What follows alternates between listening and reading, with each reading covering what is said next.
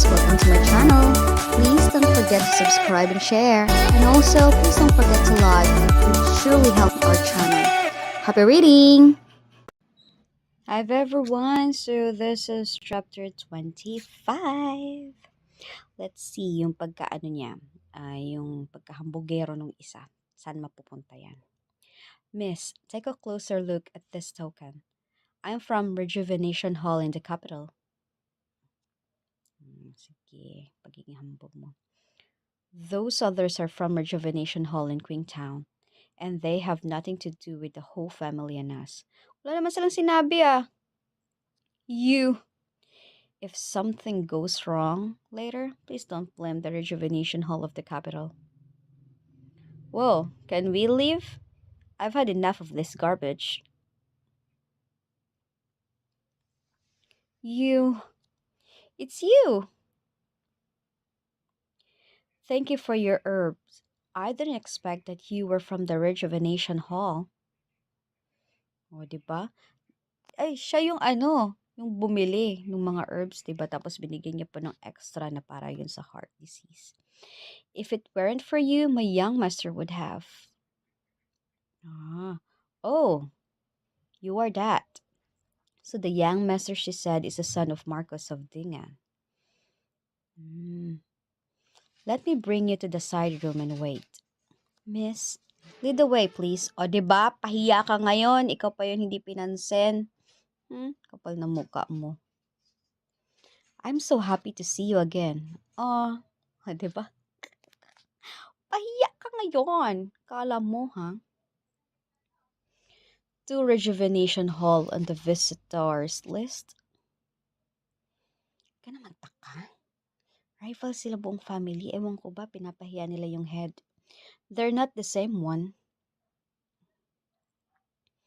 Kapal talaga ng mukha nito. So, you happen to have the same name? Physically right. Di ba pinapahiya mo yung yung first head ng family, first young master. Kapal nito, ha?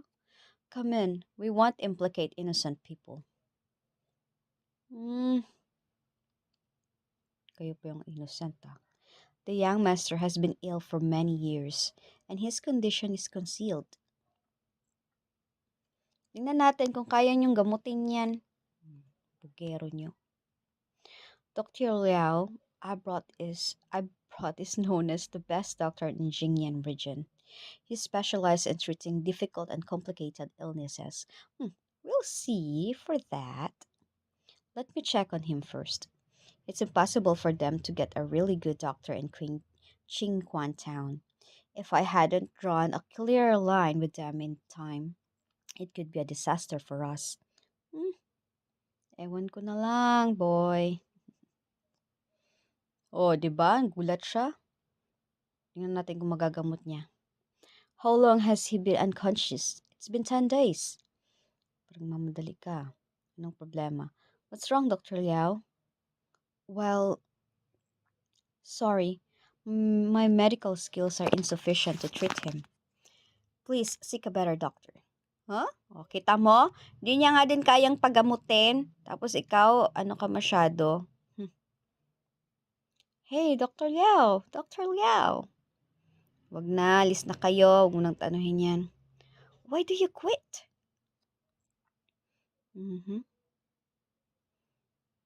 His heart disease is totally uncurable. Now he has been unconscious for 10 days. No one can save him. Ba, kung makaasabi ka, kung sa bagay, before kasi, di ba, wala pang gamot para sa heart disease. Hey, wait for me. My turn now. Di ba, excited siyang gumamot? Hold on. According to what they said, it seems like it's a hopeless case. We can't stay here any longer. I suddenly recall that there is something I need to do at the Rejuvenation Hall. Why don't you come with me? Ba, palusot mo din, boy. I can't let Miss go see the patient if she's beyond saving. I can't do this to her. Kaya niya yan. Sir! Convulse. Oh no! nangyari sa'yo? Palpitate. What happened? How connected sila? Are they twins? Are you alright? Maybe they're twins, Char. Sir, it hurts. Does it mean that... Nanny, is something not right? I cannot bear to see patients left untreated. He's pulseless. Huh? Patay na siya? No. Oh no. His heartbeat and breathing have stopped abruptly. I need to save him now. Anong tawag niyan? Basta yan, pump ng head. I forgot the term. Oh my goodness. Miss Go, guard the door. I'm saving him. Don't let anyone in. All right. O, diba? Makinig kayo. Sinisalba niya. Take out my medical kit. Light up all the oil lamps and candles. Okay. Bilis, bilis! Babagal niya. O, diba? May siren siya. What are those things that she injects into him? May injection na ba before? Di ba wala pa? This is feature, di ba? Why are you in our way? My doctor from the rejuvenation hall is in there trying to save your young master. Oo nga, huwag kayo makialam, Char. If you want him to survive, you better not disturb her. Nanny, he's lying. Huh? Bakit naman siya magsising? I saw with my own eyes that the young master had already passed away. Yan kasi nakita niya.